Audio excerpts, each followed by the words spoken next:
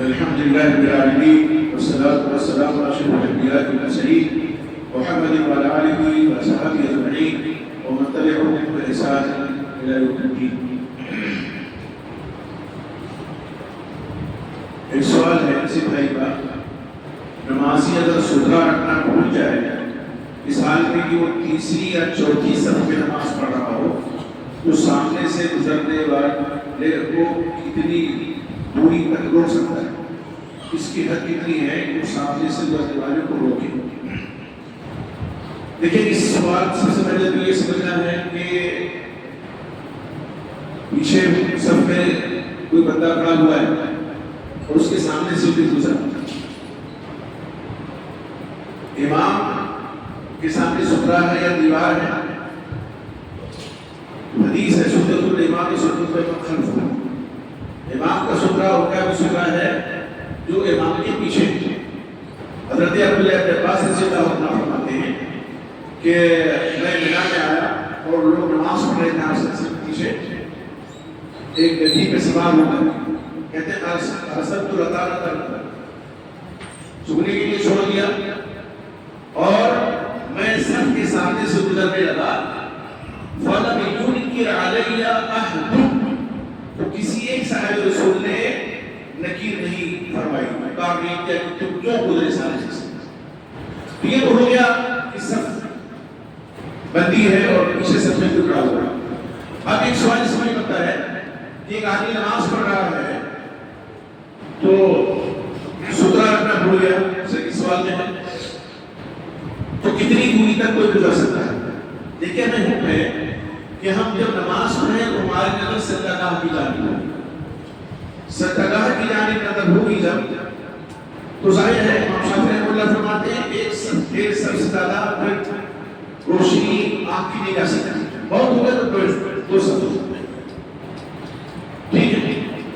اور آپ سے کیا فرمایا کہ جو شخص نماز پڑھ رہا ہو کوئی شخص کے سامنے سے گزرے فَلْيُدَافِعْهُ، تو اس کو دھکا دے، فَإِنْ أَبَىٰ فَلْيُقَاتِلْهُ، اور پھر بھی اگر وہ گزر رہا ہے اتنا کہ گزرے ہی گزریں گے اسے ڈر پڑے یعنی زور سے دھکا دے. تو ظاہر سی بات ہے ہم یہاں اگر کھڑے ہیں تو زیادہ ایک 1.5 سال کا کھان مارا جا سکتا ہے، اور اگر دوڑ کے جائیں تو اس کو بھگانے کے لیے تو نماز چلی جائے گی. تو سجدہ گاہ کی جانب نظر ہو تو اس کے بعد 1.5-2 صف کے بعد اگر کوئی گزرتا ہے تو اس کی پرواہ نہیں ہونی چاہیے. اب بعض لوگ نماز کے کھڑے ہوتے ہیں تو ان کی نظر بہت دور تک ہوتی ہے، یہ تو ظاہر ہے غلط ہے. تو پہلے اپنی غلطی نمازی سدھارے، ستھرا اگر بھول گیا ہے. سوال ایک شخص نفلی روزے کا قصر کرتا ہے، اس کی آنکھ عین ختم سحر کے وقت کھلتی ہے، اسے موبائل کے ذریعہ معلوم ہوتا ہے، لیکن ابھی تک اذان اس نے نہیں سنی جو 5 منٹ بعد ہوتی ہے. اس دوران وہ کچھ کھا لیتا ہے اور اذان ہوتے ہی بند کر دیتا ہے. اس کے روزے کا کیا ہوتا ہے؟ اس کا روزہ نہیں ہوتا. اب تو کمپیوٹر کی دنیا ہے، وقت معلوم ہو جاتا ہے. اذان تو موزی صاحب ہو سکتا ہے دیر سے آپ کھڑی ہو یا کوئی اور کام کرنے لگے ہو، اس طرح کھانے میں چلے تو وضو کرتے وقت کو کچھ وقت تک گیا ہو تو اذان تو 5 منٹ بعد بھی لے سکتے ہیں، اس آئے وقت میں. تو اذان کریں وقت جب معلوم ہو جائے تو پھر اس کے بعد نہیں کرنا چاہیے. نفلی روزہ تو اس کی ظاہر ہے وہ توڑ دے گی. اب سوال اس لیے ہوتا ہے کہ اگر فرض روزہ ہے، رمضان کا روزہ ہے اور ایک شخص کی آنکھ کھلتی ہے اور وہ نادانی میں یہ سمجھتا ہے کہ ابھی رات باقی ہے اور کھا لیتا ہے، تو اس کے روزے کا کیا ہوگا؟ یہ سوال نہیں ہے، لیکن اس لیے بتا دیتا ہوں کہ اللہ کا سلف کا یہ اسلوب تھا، کوئی ایک سوال کرتا تو اس کا مزید جواب دیتا ہے. جیسے ایک صاحب رسول نے سوال کیا کہ اللہ کے رسول کتنا کنہ نہ بہر ہم سمندر کا سفر کرتے ہیں ونحن المال قلیل، تھوڑا پہ لے کے جاتے ہیں، وہی توسع عطش اگر وضو کرنے تو پیسے رہ جائیں گے اور سمندر کا پانی تو پینے سے خالی ہوتا ہے. تو آپ نے فرمایا پھر وہ تو معلوم جواب کافی تھا، اس کا پانی پاک ہے، اسے وضو کر سکتے ہو. لیکن ساتھ آپ نے کیا فرمایا؟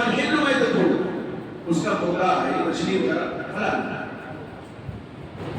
تو یہ حکیمانہ جواب ہوتا ہے حسین صدر کا جو بہت سے مسائل ایسا ہے. تو ایک سوال یہاں ہے کہ اگر فرد روزہ ہے اور یہاں موبائل میں نہیں دیکھا آنکھ بندے ہاتھ اٹھا اور یہ سمجھا اس نے کہ ابھی وقت باقی ہے کھا لیا اس کے روزے کیا تھا. اس میں علماء کا اختلاف ہے. کچھ علماء کہتے ہیں کہ وہ اب تو پورا دن نہیں کھائے پیے گا. نفلی اگر روزہ ہے تب تو وہ کھائے پیے کوئی مسئلہ نہیں ہے. لیکن یہ فرض روزہ ہے کچھ کھائے پیے گا نہیں قضا کرے گا اس روزے کو. امام رحمہ اللہ کا قول ہے حسن بصری کا ہے اور اتفاق سے ابن تیمیہ رحمہ اللہ ہیں اور ابن شبیر رحمہ اللہ ہیں. وہ کہتے ہیں کہ اگر جہل اور نادانی میں اس نے کھا لیا ہے کہ ابھی رات باقی ہے تو اس کا روزہ ہو جائے گا. لیکن احوط یہ ہے کہ وہ قضا کر دے. احتیاط اسی میں ہے اختلاف سے بچتے ہوئے احتیاط اسی میں ہے کہ وہ قضا کر دے. اصل دلیل کتنی پیاری ہے. یہ صاحب رسول آئے انہوں نے نماز پڑھی آپ صلی اللہ علیہ وسلم کو آ کے سلام کیا. آپ نے فرمایا کہ مفسر فقہ کی طرف پوچھا جاؤ نماز پڑھو. نے نماز نہیں پڑھی دو تین دفعہ تو انہوں نے کہا کہ رسول لا اسلم رہا اس سے بہتر میں پڑھی سکتا ہے نہیں بھی یا رسول اللہ اللہ کے رسول نے بتلا دی نماز کیسے پڑھتے. پھر آپ نے ہم کو بتا دیا کہاں سے آپ کو نماز بتلائی جو آج بہت سے لوگ نہیں کرتے صرف اٹھا بیٹھے ہوتی ہے کہ اس کی تعبیر ارکان فرض ہے. اطمینان کے ساتھ کھڑا ہونا, اطمینان کے ساتھ رکوع کرنا, اطمینان کے ساتھ رکوع سے اٹھنا اور کھڑا ہونا, اطمینان کے ساتھ سجدے میں جانا, اطمینان تو یہ تعبیر ارکان. لیکن آپ صلی اللہ علیہ وسلم نے وہ جو نماز پڑھ چکے تھے اس کو دہرانے کا حکم آپ صلی اللہ علیہ وسلم نے پھر نہیں دے تعلیم کی تو جب تک نہیں معلوم تھا جاؤ یہ دلیل دل کو رکھی ہوئی ہے معقول. داڑھی کاٹنے کی اس قدر گنجائش ہے. داڑھی کا حکم پوچھنا چاہیے کاٹنے کے بارے میں اس قدر گنجائش. آپ سب کیا فرمایا قص و شوارب واحد پڑھا گوشت کاٹو اور داڑھی کو پڑھاؤ. اور اگر ہے لگے جسے بعد میں داڑیاں بڑھو یہاں کھولتی ہیں تو ایسا نہیں کہ تم چھوڑ دیں. حضرت عبداللہ ابن عمر سے اللہ عنہ اور بعض صحابہ سے پورے اٹھی پر داڑھی رکھتے تھے اور اس کے بعد کاٹ دیتے تھے پھر حج کے موقع پر. لیکن آپ صلی اللہ علیہ وسلم کا جو فرمان ہے ظاہر ہے ایک صاحب رسول کا عمل ہے اور ایک آپ صلی اللہ علیہ وسلم کا فرمان ہے بلکہ حکم ہے صرف قول نہیں ہے. اب قص الشوارب واحد پڑھا گوشت کاٹو اور داڑھی کو بڑھاؤ. لیکن بات وفیر پڑھا تو اس پر عمل ہونا چاہیے. سوال ہے تارک صلاۃ کا کیا حکم ہے. اللہ اکبر بہت اچھا سوال کسی بھائی نے کیا ہے. نماز کو بہت ہلکے میں لوگ لیتے ہیں. آپ نے ہمارے پہلے خطیب سے بھی سنا کہ آدمی رنگ مسجد میں جاتا ہے جماعت کے ساتھ نماز پڑھتا ہے فجر کے بعد بیٹھا رہتا ہے عشاء کے بعد ہوتا ہے مکمل ہے مکمل ہوئے کا ثواب ہوگا. یہ بونس ہے اللہ کی طرف سے. کتنی بڑی بدنصیبی کی بات ہے. لوگ نماز چھوڑے بیٹھے ہیں. آپ صلی اللہ علیہ وسلم فرمایا بین العبد و بین الکفر والشرک ترک الصلاۃ. بندے اور کفر و شرک کے درمیان جو حد فاصلے ہے نماز کو چھوڑ دینا. نماز پڑھ رہا ہے ایمان میں ہے اور نماز اس نے چھوڑ دیا اور شرک میں داخل ہو گیا. تو ایک حدیث میں آپ نے بڑی صراحت کے ساتھ فرمایا من ترک الصلاۃ متعمدا فقد کفر. جس نے جان بوجھ کے نماز چھوڑی علماء عرب سے پوچھیں گے تو کہ کافر ہو گیا. کافر ہو گیا وہ شخص. اتنی زبردست وعید ہے دائم کی صلاۃ کے لیے لیکن لوگ اس کو اہمیت نہیں دیتے ہیں. بس اللہ تعالیٰ ہم سب کو نمازی بنائے. اگر کسی کے والد پر کثرت یہ کو سوال صلاۃ کر کرتے ہیں تو اپنے والد کو کس طرح سمجھائے کہ گستاخی یا بدسلوکی لازم نہ آئے. تو ایسے ہی سمجھائے حضرت ابراہیم علیہ السلام نے اپنے باپ آزر کو سمجھایا یا ابتی اے میرے ابا جان احترام کے ساتھ. اور نماز بے نمازی کا جو انجام ہونا ہے اس سے آگاہ کرے. نماز کی اہمیت کو بتلائے لیکن ڈانٹ ڈپٹ کر کے نہیں. یا ابدی کہہ کر کے ابو جان نماز پڑھیے جب جواب کا وقت ہے کب سانس کی کھوج ٹوٹ جائے بتائی نہیں ہے کب سے نماز پڑھیے مسجدوں کو آباد کیجیے. تو خوشخلقی سے ملانا چاہیے. گستاخی بے ادبی کہ کافر کے بارے میں حضرت ابراہیم علیہ السلام نے گستاخی نہیں کی تو یہ ہونا چاہیے بھینس آ رہی. بھینس کی قربانی میں علماء حدیث میں اختلاف کیوں ہے؟ کچھ اہل حدیث اسے اجماع مانتے ہیں، جیسے البانی صاحب کو لکھنا چاہیے. ایسا کہاں تک صحیح ہے؟ بھینس کی قربانی کے تعلق سے پہلے علماء حدیث میں کوئی اختلاف نہیں. ہم لوگ جب پڑھ رہے تو زمانے میں کوئی اختلاف، حنفیہ میں آپ بھینس کی قربانی کوئی جگہ میں نہیں ہے کہ الجاموس من ذوی البقر، جاموس جو ہے بقر کی قسم سے ہے. بعد میں تو بابروں نے بھی بڑی بڑی کتاب لکھی اس مسئلے میں الجھ کر کے اپنی انرجی برباد نہیں کرنا چاہیے. کہ کوئی کہتا ہے کہ ایک صاحب نے تم سے پوچھا، ہم نے تم سے جواب بھی دیا اپنی کتاب میں، کہا کہ اگر آپ کو قربانی میں اتباعی نہیں بھیجتے تو اس کا گوشت نہیں کھاتے. یہ کہاں سے آتا ہے؟ کہ بھائی آپ کے امام صاحب نے حلال نہیں کیا ہے، شریعت نے اس کو حلال کیا ہے. آپ صلی اللہ علیہ وسلم نے ایک اصول بتایا ہے، کہا علیہ وسلم آپ صلی اللہ علیہ وسلم نے منع فرمایا سے ان کل ذی بحدت، ہر وہ پرندہ جو پردے سے شکار کرتا ہے اس کا گوشت کھانے سے، اور ہر وہ درندہ جو کھچڑی والا ہوتا ہے جو بھول کے کھاتا ہے شکار کرتا ہے اس سے. چرنے والے جانور جو ہیں گدھے کے علاوہ بتانا کہ چرنے والے جانور ہیں، لیکن اس کی حرمت کے لیے نص صحیح الگ سے موجود ہے. غزوہ خیبر کے ساتھ آپ صلی اللہ علیہ وسلم کا کچھ عام کر لیا. بقیہ جو جانور ہیں اس قاعدہ کلیہ پر جو کرتے ہیں پورے تو سب بھینس کی آتی ہے. اب قربانی کا مسئلہ ہم سے کوئی پوچھتا ہے تو بتاؤں انصاف کی بات یہ ہے، بڑا فرق ہے. بھینس اور گائے کی طبیعت میں بڑا فرق ہے. بھینس میں پانی کے نہیں رہ سکتی، جو گائے کو آپ بہت سے ماترے میں دودھ لیتے ہیں اس سے گوشت میں فرق ہے، دودھ میں فرق ہے. بھینس کا دودھ صحیح ہوتا ہے، وسیع ہوتا ہے، گائے کا دودھ ہلکا ہوتا ہے، اور قیمت میں فرق ہے. ایک صاحب کہنے لگے کہ جب یہ علماء لغت نے یہ کہا ہے، اصل میں علماء لغت کا مسئلہ یہ ہے کہ آپ پوچھو کہ یہ جانور پایا نہیں جاتا ہے، کیا کون ہے؟ اس کو چاہیے پانی، تالاب چاہیے، ندی چاہیے، نالا چاہیے. تو جو تذکریں آئیں جاموس کی تو ایک دم گائے کی طرح تو انڈیا جاموس سے لوگ نہیں. اچھا دیکھیے ہسٹوری وغیرہ جو نے دیکھا ہوگا وہ جانتے ہوں گے کہ بھینس دراصل جنگل کا جانور ہے. آپ جنگلی گدھا تو آپ نے دیکھا ہوگا جس کو بھی اللہ خام خارو کہتے ہیں، اس کو بھی پابندی لگوانے کو ملے ہیں رکھی گئی. لیکن بھینس اس کو پالتو بنایا گیا. قرآن میں اللہ نے کیا فرمایا؟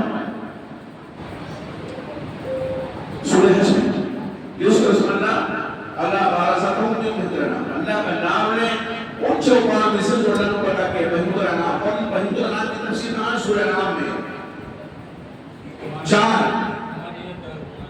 سوال سورہ نام میں، سورہ نام میں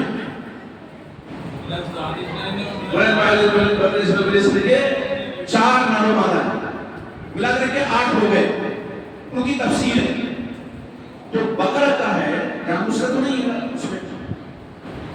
چلو عرب میں نہیں پایا جاتا تھا یہ جانور، لیکن اللہ جو شریعت کو نازل کرنے والا ہے، قرآن تو اللہ کا کلام ہے نا، تو اللہ کو تو معلوم ہے کہ یہاں نہیں ہے لیکن اور جگہوں پر بھینس پائی جاتی ہے. تو ہونا چاہیے کہ نہیں ہونا چاہیے؟ تو مجھ سے کوئی پوچھا ہے تو میں کہتا ہوں کہ احمد یہ نہیں نہ کریں، اور اگر کوئی کر لیتا ہے تو اس کو حرام اور ناجائز تو نہیں کہیں گے.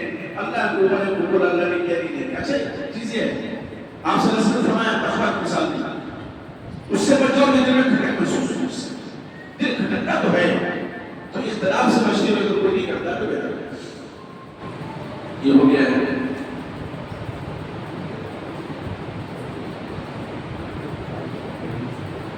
کیا یوم عرفہ کا روزہ سعودی کی تاریخ کے حساب سے رکھا جائے یا انڈیا کے حساب سے؟ اور کیا 8 تاریخ سے 9 تاریخ یعنی 2 روزے رکھ سکتے ہیں؟ 9 روزے کا ثبوت ہے بعض ادوار مقررات سے. ہم سر یہ دعوت کرا میں کی روایت ہے کہ آپ صلی اللہ علیہ وسلم عشرے ذوالحجہ جب سے 9 دن کا روزہ رکھتے ہیں، اور یہ یوم تاثیر یوم عرفہ ہے. آپ صلی اللہ علیہ وسلم نے یوم عرفہ کی روزے کی فضیلت بیان فرمائی. سیام اور صوم یوم عرفہ کا احتسب اللہ ان یکفر السنۃ التي قبلہ والسنۃ التي بعدہ. یہ ایک سال کے اگلے گناہ، ایک سال کے پچھلے گناہ سے اللہ کا کفارہ ہو جائے گا روزہ. اب یہ کس تاریخ میں رکھا جائے؟ آج عرفہ معلوم ہو جاتا ہے کہ حجاج کرام پہنچ گئے وسائل ہیں، لیکن آج سے 25-35 سال پہلے تو پتہ ہی نہیں چلتا تھا کہ حاجی کب پہنچے. اور اللہ علیہ وسلم کے زمانے میں بھی، صحابہ کرام کے دور، خلفائے راشدین کے زمانے میں، تو آپ صلی اللہ علیہ وسلم نے جو صیام یوم عرفہ کی فضیلت بیان فرمائی ہے تو کیسے روزہ رکھتے تھے؟ ظاہر اپنے یہاں کی تاریخ کے ساتھ ساتھ. علامہ ابن سعید رحمہ اللہ اللہ کی رحمت نے برکت حاصل فرمایا، سعودیہ کے بڑے مفتی پر شمار ہوتا، اس سے پوچھا کہ سوال سے کیا گیا، انہوں نے اپنے یہاں کی تاریخ کے حساب سے، اپنے یہاں کے حساب سے.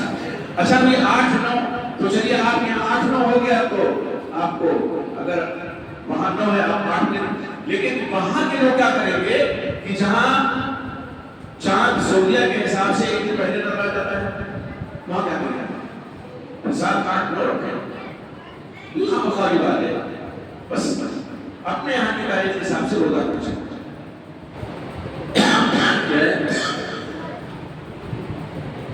كيف نرد على الرافضة عندما يقولون أن يوسف عليه السلام استخلف بقية لما قال إنكم لسارقون لإخوانه؟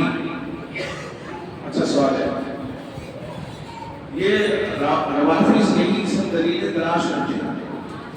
یہ عربی میں ہمارے سمجھنا نے سمجھا کہ ہم رافضہ کیسے کریں گے جو حضرت یوسف علیہ السلام کا واقعہ ہے نا کہ ان کے بھائی بنیامین تھے، سگے بھائی، ان کو بلایا دوبارہ کہ اپنے اور بھائی کو لے آؤ تاکہ اللہ زیادہ لے جاؤ، وہاں پہ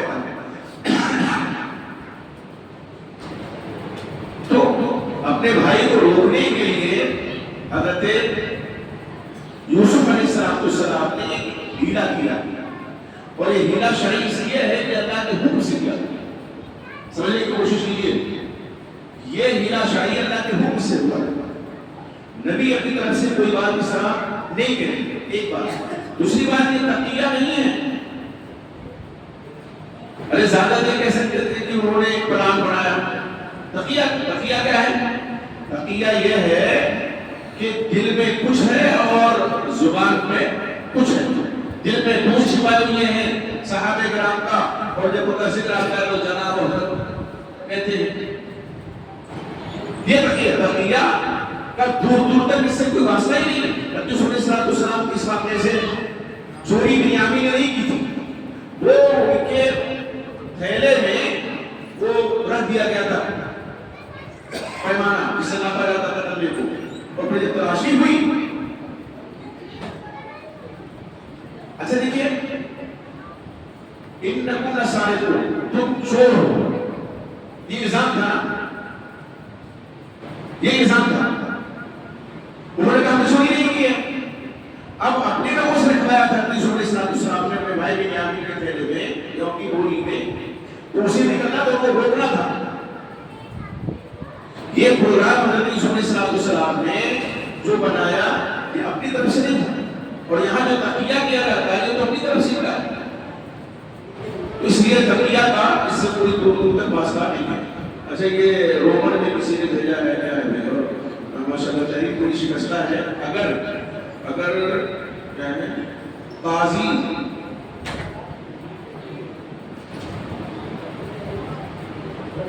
یہ کوئی پڑھے گا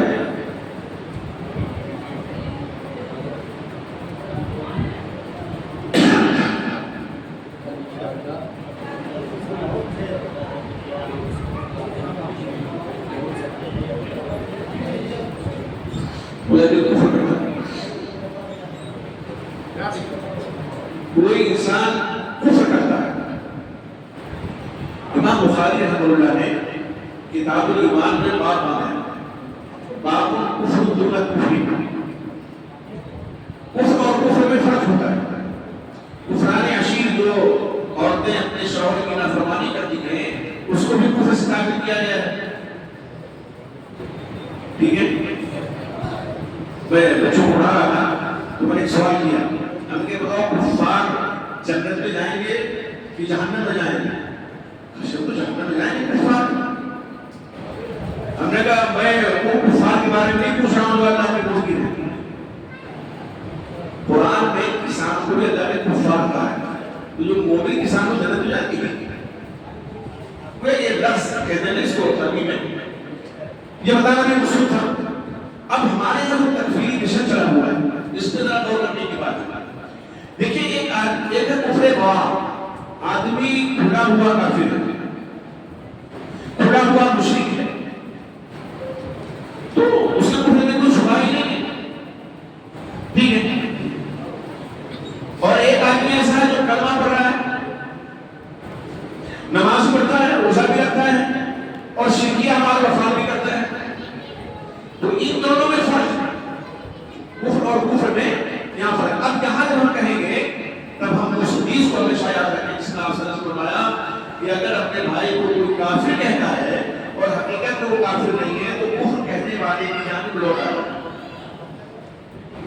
یہ خوارج کا طبقہ ہے جس نے مشن چلایا مسلم حکمرانوں کی تکفیر کا، گناہ کبیرہ کے مرتکب کافر ہیں. خوارج ایک طبقہ ہے، ٹھیک ہے، گناہ فرقوں میں سے. تو کہتے ہیں جس نے کبیرہ گناہ کیا وہ کافر ہو گیا. اب جھوٹ بھی گناہ کبیرہ ہے، غیبت بھی گناہ کبیرہ ہے، کوئی بچے گا؟ کافر ہونے سے بچے گا؟ تو اس لیے یہ جو تکفیر لوگ کرتے ہیں سوچ سمجھ کے کرنا چاہیے. اور ہم اس بات کے مکلف نہیں بنائے گئے ہیں کہ کسی کی تکفیر کریں، اس کا کفر اس کے ساتھ ہے. ہمیں اس بات کا مکلف کیا گیا ہے کہ جو ہمارے پاس علم ہے، توحید کا جو علم ہے، سنت کا جو علم ہے، ہم دوسرے تک پہنچائیں. اور اگر کسی بھائی کے بارے میں کچھ بھی ہم یہ سمجھتے ہیں تو اس کو الدین والنصیحہ پر عمل کرتے ہوئے سمجھائیں. آپ نے کہا الدین والنصیحہ، دین خیر خواہی کا نام ہے. صحابہ نے پوچھا کہ یا رسول اللہ، اللہ کے رسول کس کے لیے؟ قال اللہ رسولہ ولعامة المسلمین وعامتہ، اللہ کے لیے خیر خواہی، رسول کے لیے خیر خواہی، اور مسلم جو حکمران ہیں ان کے لیے خیر خواہی، اور عام مسلمانوں کے. اب اللہ کی خیر خواہی کیا ہے کہ ہم صرف اور صرف اللہ کی عبادت کریں. رسول کی خیر خواہی کیا ہے کہ ہم صرف اللہ کے رسول صلی اللہ علیہ وسلم کی اطاعت کریں. مومنوں کے تعلق سے خیر خواہی امر بالمعروف اور نہی عن المنکر، یہ فریضہ ہم ادا کریں، معروف اور منکر سے روکیں. لیکن کسی کو کافر کہہ کر کے، کلمہ گو کو کافر کہہ کر کے خطاب نہیں کر سکتے یا کافر یا تم کافر ہو. یہ بڑی جرأت و جسارت کی بات ہے. ایک فیکٹری بہت پہلے ہندوستان میں کھلی تو چلے گئے اور اس فیکٹری کو چلانے والے آدمی کچھ موجود ہیں جو بات کافر کہتے ہیں خوارج کا مشن ہے. اللہ محفوظ رکھے. یہاں کے تعلق سے مخروص پر قربانی کا کیا ہے؟ مخروص، دیکھیے مخروص اور مخروص میں فرق ہے. ایک مخروص وہ ہے جو قرضہ ادا کرنے کی طاقت رکھتا ہے اور جس کا وہ مقروض ہے اس سے مہلت دے لیتا ہے. ٹھیک ہے، وہ مہلت دے دیتا ہے کہ ٹھیک ہے جو بات ادا کر دینا. اب اس کے پاس اتنی وسعت ہے کہ وہ قربانی کر لے. یا جانور اس کے یہاں پڑا ہوا ہے، خرید نہیں سکتا ہے، پڑا ہوا جانور ہے تو اس کی قربانی تو کرے گا. لیکن اگر اتنی طاقت نہیں ہے اور اگلا تقاضا کر رہا ہے تو پہلے قرض ادا کرے. اس کی تفصیل ہے نا، پہلے وہ قرض ادا کرے گا پھر اس کے بعد قربانی کو شرط ہے. تو مخروص میں خلاصہ یہ ہے کہ اگر وہ ادا کرنے کی طاقت نہیں رکھتا ہے اس پر قربانی نہیں ہے. ناشا کہتے ہیں یہ کچھ لوگ میرے پاس سے لکھ نہیں سکتے ہیں تو آپ زبانی کو سوال کر سکتے ہیں.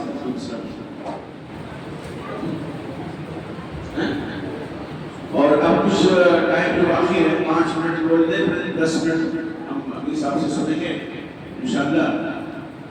اور تب تک آپ لوگ سموسہ وغیرہ جی تبلیغی جماعت کے امام جب وہ وسیلہ لیتے ہیں نبی صلی اللہ علیہ وسلم کو فیل کیا ممکن ہے کہ نماز پڑھ سکتے ہیں؟ بہت صحیح سوال کیا آپ نے. دیکھیے وہ امام جو آپ سرسد وسیلہ حیات نہیں ہے لیتا ہے یا کسی بھی بہت شدہ کا وسیلہ لیتا ہے. وسیلہ کی جو اس میں ایک مشہور وسیلہ ہے اور ایک غیر مشہور، ایک جائز ہے ایک ناجائز وسیلہ ہے. اور کبھی کبھی ناجائز وسیلہ شرک تک پہنچا دیتا ہے. یہ شرک کا دروازہ ہے، اگر یہ شرک کا نہیں تو.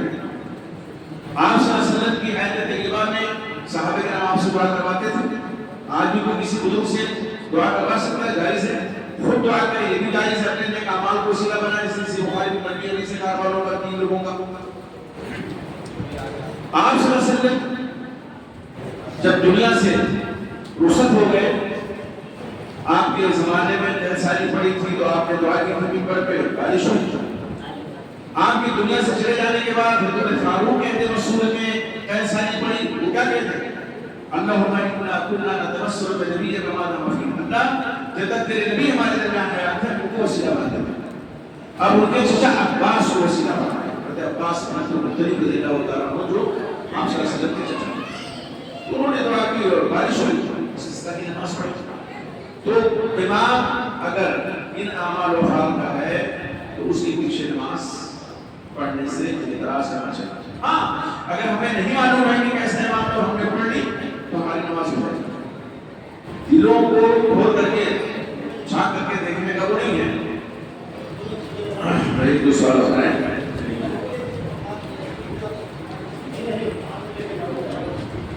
بینک سے سودی لون پر سامان اس سے کمائی کرنے والے کو یہ کیسا ہے؟ 2 یا 3 عورتوں کے لیے سفر میں ہونے کی ضرورت نہیں ہوتی. دو سوال ہے. دیکھیے بینک سے سودی لون و قرض لیتے ہیں. سودی لفظ ہے, سود خور. اگر اس کا پورا کاروبار سود ہے, اس کی پوری کمائی سود کی ہے, تو ایسے آتے ہیں کھانے پینے سے بچنا چاہیے, پرہیز کرنا چاہیے. لیکن اگر حلال اور حرام دونوں کی آمیزش ہے تو آپ حلال سمجھ کے دوسری حلال کمائیے کھا سکتے ہیں. آپ صلی اللہ علیہ وسلم نے یہودی کی دعوت قبول فرمائی اور یہودی سودی کاروبار بھی کرتے تھے اور ان کے پاس اور بھی ذرائع تھے, مسائل تھے. تو یہ اس بات کی دلیل ہے کہ جس کے پاس حلال حرام دونوں کی آمیزش ہے لیکن سمجھائیں. اچھا سود کے بارے میں بڑا سوال آتا ہے. یہ سوال کوئی نہیں کرتا ہے کہ ایک آدمی اپنی بہن کا حق مارے بیٹھا ہے, اس کے گھر کھائیں گے نہ کھائیں. جو شخص کبھی نماز نہیں پڑھتا اس کے نام سے قربانی کیسا ہے؟ بھائی کیا ہے اور اتنا صلاتی اور نسکی, صلات پہلے ہے قربانی بعد میں. جو آدمی صلاتی نہیں پڑھتا اس کو قربانی کا کیا لاکھ قربانی پیش کرے؟ بے نمازی کی قربانی اللہ کے یہاں قبول نہیں ہوتی. اس وجہ سے بعض علیہ وسلم کے نام سے اکثر ایک بات کہ نبی علیہ وسلم کا جب نام نام لیا تو پورا صلی اللہ علیہ وسلم لکھی 1/4 سوال لکھے جنہوں نے لکھا ہے. تو بعض لوگ نبی علیہ وسلم سے قربانی, نبی علیہ وسلم کے نام سے قربانی کرتے سکتا کوئی دلیل نہیں. ایک روایت حضرت علی رضی اللہ عنہ کے تعلق سے آتی ہے کہ آپ صلی اللہ علیہ وسلم نے وصیت کی تھی, وہ نام جب رسول نے وصیت کی کہ میں آپ کی طرف سے قربانی کروں, وہ بھی حضرت کا صحیح روایت ہے. اور زیادہ سے زیادہ کوئی مسئلہ نہیں کر سکتا ہے کہ ایک آدمی وصیت کر جائے کہ میرے مال سے میری طرف سے قربانی کرنا تو ٹھیک ہے, لیکن آپ صلی اللہ علیہ وسلم ہماری قربانیوں کے محتاج نہیں ہیں. آپ نے ہر سال 10 سال مدینہ میں رہے, مدینہ طیبہ میں ہجرت کے بعد ہر سال آپ صلی اللہ علیہ وسلم قربانی کرتے تھے. 2 بیٹے کرتے تھے, ایک اپنی طرف سے اپنے گھر والوں کی طرف سے اور ایک بیٹا اپنی امت کی طرف سے کرتے تھے. اور فرماتے تھے اللہ جو امت کی طرف سے من شہد التوحید و شہد البلاغ, جو تیری توحید کی گواہی دینے والی میری امت ہے اور میرے رسالت کی گواہی دینے والی ہے اس کی طرف سے. ہم جتنے اعمال کرتے ہیں ہر ایک عمل کا ثواب آٹومیٹک آپ صلی اللہ علیہ وسلم کو پہنچتا ہے. الدار الخير كفاعل بها, خیر کی جانب رغبت کرنے والا ایسے اس نے خیر کا کام بھول کیا. تو میرے بھائی آپ صلی اللہ علیہ وسلم نے نہ ہمیں مکلف کیا ہے اور نہ ہی قربانی کرنا چاہیے. عورت قربانی کر سکتی ہے, بے شک کر سکتی ہے. کیا حیض عورت بھی قربانی کر سکتی ہے؟ ہاں قربانی کر سکتی ہے. وہ کوئی نماز تھوڑی ہے کہ چھری چلائے, بسم اللہ تعالیٰ پر کہنا ہے. تو یہ سب باتیں تھیں. ہم نے محترم کہ کلمات میں انشاءاللہ ختم ہوگا اور رسول کرتے ہیں.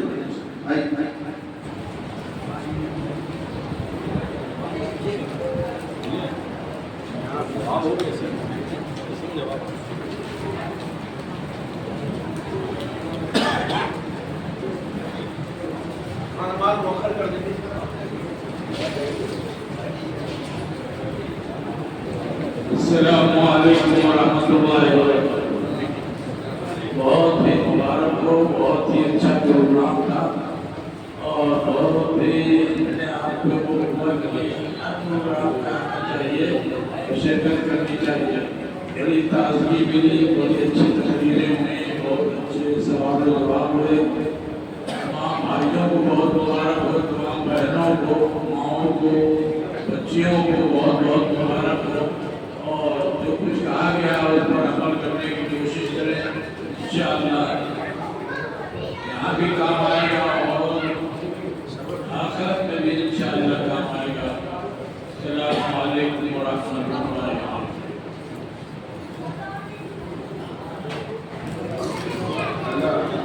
ڈاکٹر صاحب محترم گزارش فرمائیں آپ کی افزائی اور